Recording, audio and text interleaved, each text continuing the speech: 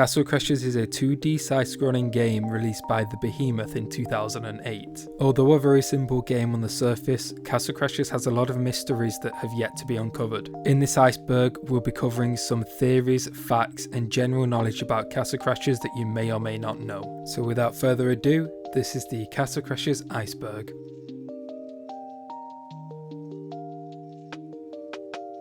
The Behemoth is the studio that made Castle Crashers, but they also made a few other games you may be familiar with. They released Alien Hominid in 2004, Castle Crashers in 2008, Battle Block Theatre in 2013, and Pits People in 2018. They are the 4 notable games that the Behemoth released. There are also a couple iOS games that they released, such as Super Soviet Missile Master.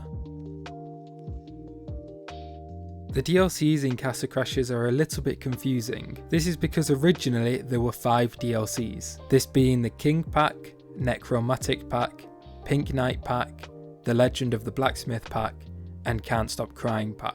However, Castle Crashers Remastered merged these DLCs as part of the game, but where it gets confusing is with the PC version of Castle Crashers, as in this version, the Pink Knight and Blacksmith did not come with the game and were purchased as separate DLC. As mentioned earlier, Alien Hominid was the game that was released before Castle Crashers, and as expected, the Behemoth make multiple references to their first game within Castle Crashers. This can first be seen by the alien characters within the desert level. These characters are the alien that you play as in Alien Hominid. Next is this little blue alien on the control panel of the alien ship. This was one of the companions in Alien Hominid. Next we see this buff alien which was taken as prisoner, which was actually one of the final bosses in Alien Hominid. Further up is Install Ball, who was one of the enemies in Alien Hominid. And finally, another one of the pets in Castle Crashers is Yeti, who was a character that featured in Alien Hominid.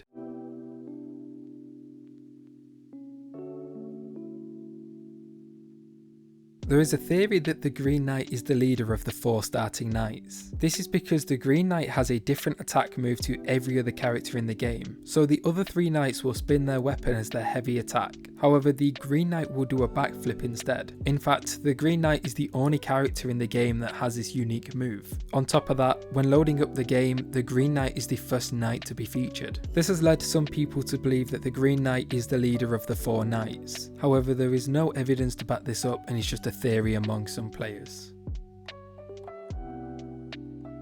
Hattie is one of the main characters in Battle Block Theatre, and as mentioned before, he is an unlockable character within Castle Crashers. Now I don't believe that Hattie is canon within the Castle Crashers universe and is merely just a crossover between the games. This is because you can play as one of the knights as well as the king in Battle Block Theatre. The blacksmith can be found in the appropriately named blacksmith part of the map. He's in charge of making weapons for us to use in battle. However, with the release of The Legend of the Blacksmith Pack, this allowed the player to play as the blacksmith. This is confirmed in game, as if you play as the blacksmith and visit the blacksmith area, he is no longer present.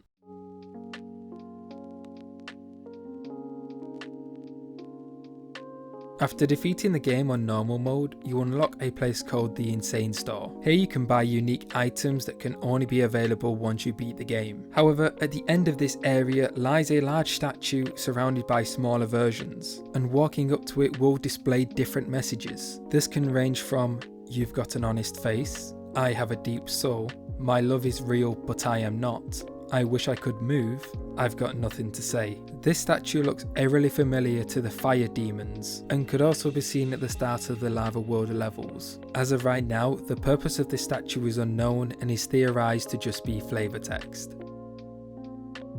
Waterflame is one of the artists who made some of the tracks in Castle Crashers, and I could not find any information on Acid Lightning. Within Castle Crashers, a chicken can be found as a pet, as well as a chicken sword. The chicken looks eerily similar to the Behemoth logo, which depicts a large chicken. These 2 items are clearly a nod to the Behemoth studio and their logo. So I'm not too sure why this is on this iceberg, but LFG stands for Looking for Group. LFGs are often used in multiplayer games so people can find other people to play with, and Castle Crashers does have a system like this, as by selecting online multiplayer you can join people at random.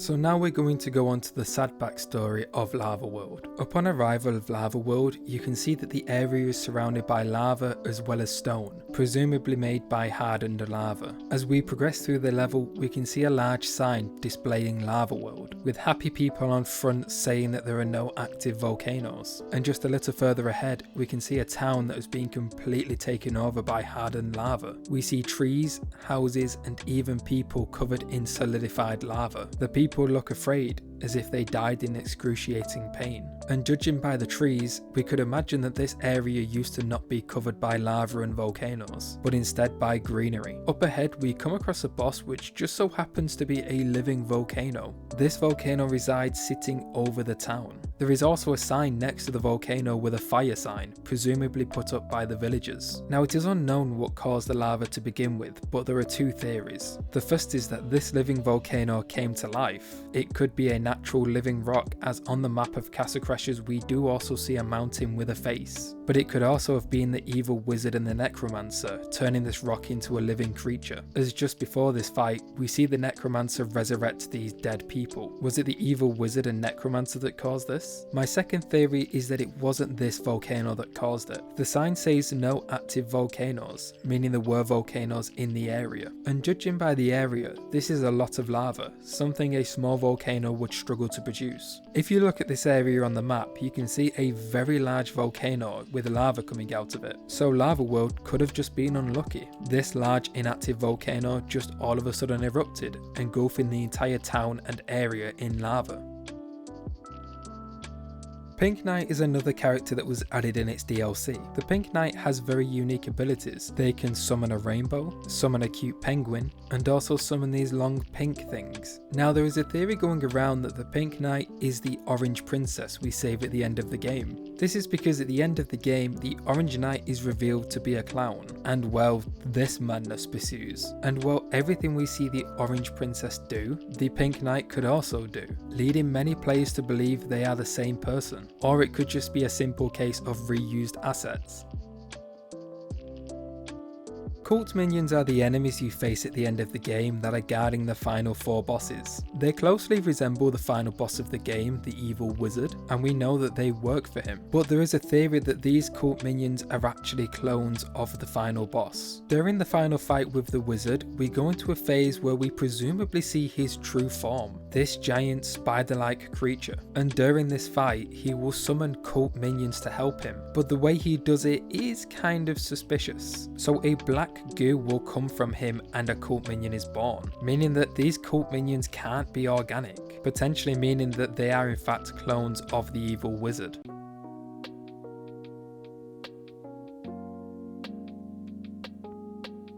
The Beholder is one of the animal orbs that can be found within Castle Crashers, and well, the Beholder's name and its appearance come directly from D&D, also known as Dungeons and Dragons. His description says, "Shrouded in mystery and in purple, the blacksmith is ready to step out of legend and enter the fray." The phrase "step out of legend" could refer to him being a former knight, making a name for himself and well, becoming a legend. It is presumed that he retired from being a knight to become the blacksmith of the castle, producing weapons for the new knights. His character model will also reflect this, as looking at his face, he is starting to grey in his hair. On top of that, the blacksmith's armour is the only armour that seems to be damaged. When comparing his armour to the other knight's armour, it's full of scrapes and bruises. But once the evil wizard attacked, unfortunately he had to come out of retirement and defend the castle one last time. So the Painter boss is one of the weirdest and most unusual bosses in all of Castle Crashers. And that is, well, he just kind of appears out of nowhere. And on top of that, he has these weird drawings which is a different art style to the rest of the game. Well, it turns out that these paintings are actually concept sketches made by Tom Fulp. And a fun fact is that there is a scissors painting that is only on the PS3 version of Castle Crashers. I'm not sure why it was removed, but there you go.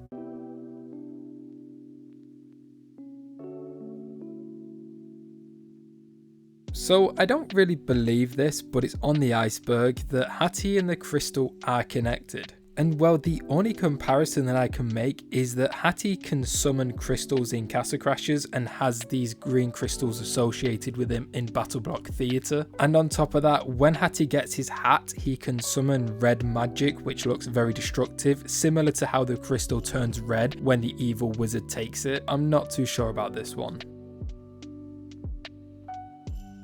So an extremely early version of Castle Crashers was shown at Comic-Con in 2005 under the name of Ye Old Side Scroller. The gameplay shown looks drastically different to the game we know today, and the characters had a very bulky look to them. In this video here we can see what seems to be the very beginning of the Thieves' Forest, but it's not 100% certain. So on the Behemoth's YouTube channel, they actually showed how the painter boss was made, and the original sketch of the painter boss is drastically different to the end product. He was a lot skinnier and had a more menacing look, but throughout the video you can see that he slowly turns into the painter boss that we all know.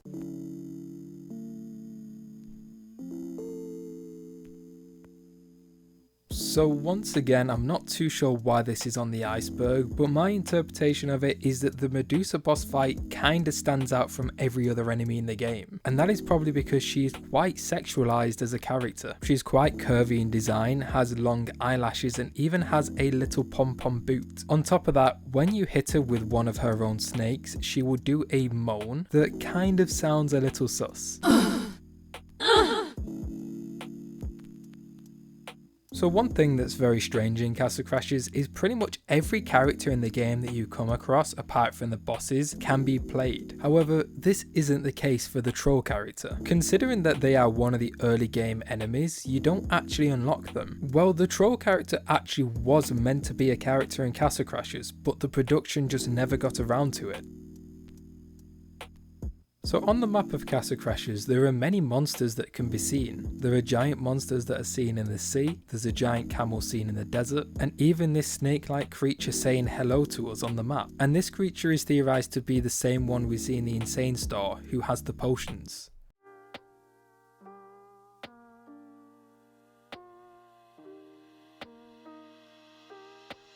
This theory suggests that the bears we meet on the long grass section are actually Vikings wearing the bear skin. This is due to real life Vikings wearing the skin of animals. And while these bears in the game can be seen to hunt fish, have combat experience, have leaders, and even have houses. Now of course this is a fantasy world, so it's not a far stretch to just say that these are the bears. But an interesting detail I'd like to point out is that the bear actually has blood on them, which could have happened when the skin was being carved, as well as them seeming to have some sort of clothing or armor on their arms and feet. Now it would be quite unusual to just have armor on your arms, as it would connect to some sort of body armor, but that doesn't seem to be the case here. But if you imagine someone wearing a suit of armor with a bear skin on top of it, with armholes and leg holes cut out, well, this theory begins to get interesting.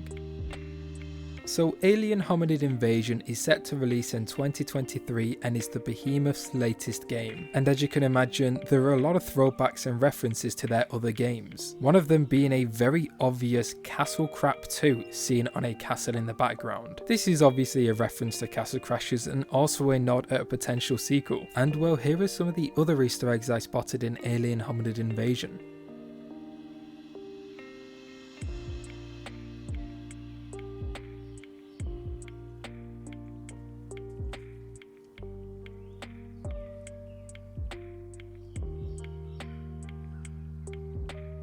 Now this one is an extremely interesting theory, and this theory goes off what is the crystal's power. We can see that when the king has the crystal, it is white, and white is normally associated with the power of good, and then when the evil wizard takes the crystal, it turns red, associated with evil. At no point in the game it ever explains what the crystal actually does and why it's so important. Well, this theory aims to answer that, and it goes that the entire kingdom and pretty much everywhere that we play in game was not at war. Everyone was actually pretty peaceful. But once the evil wizard took the crystal using his cult minions, he was able to actually control most most of the enemies we see in game, meaning pretty much every enemy we fight are not fighting on their own will. The evidence to back this theory up is that there are multiple shops throughout the game that have enemy factions serving us, and well, it doesn't really make sense that these enemies are going to be serving us bombs, sandwiches and healing to use against their fellow comrades. And at the end of the sandcastle level, we actually play a game of beach volleyball with the enemies to determine if we get the map or not, instead of, well, fighting for it. And finally, once we beat the evil wizard and get the crystal back, we can see that there are a lot of enemies found in the room celebrating with us. Very unusual, almost as if once we got the crystal back, the land returned to peace. This theory focuses on the dragon that can be seen at the end of Lava World. We see that the dragon has a head, an arm, and a sock puppet, and it is presumed that the sock puppet is being handled by the dragon's other arm. Well, upon defeating the dragon, you see that the dragon drops dead, but the sock puppet slowly retreats back instead of falling with the dragon. If this was the dragon's arm, it would have just dropped at the same time with the dragon. And later on in the undead Cyclops boss room, we actually see the skeleton of this dragon. We see its head and neck, and a bone near the bottom which presumably is the bone of its arm. We also see that the sock is on the floor. However, this sock is empty and there is nothing inside it. If this was the arm of the dragon, it's very strange that there's no bone to go along with it. Now we know that whatever was in the sock has the same skin as the dragon, as during the fight we can see a little bit of red through the sock. Now this could all just be argued that when the sock died it was just comedy rather than it being realistic, but it definitely poses an interesting question. During the final fight of Castle Crashers, we can see a skeleton along with a crown sat next to it. We can also see what I think is a very old chair that is practically destroyed. It bears a resemblance to the king's chair seen at the beginning of the game. It's a very strange detail to add into the final boss room: a skeleton, a king's chair and a crown. We know that it isn't our king because at the very end of the game we see him escort the orange princess. So who exactly does this skeleton and crown belong to? Is this a different king from another kingdom that the evil wizard had already killed? I haven't seen anyone bring this up anywhere, and it's just such a strange detail to throw in at the very end of the game.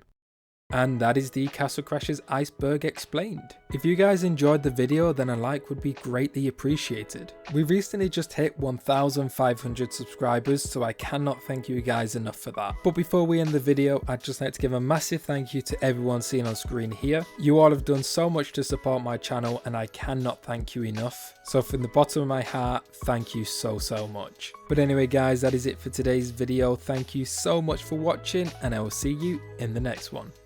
Goodbye.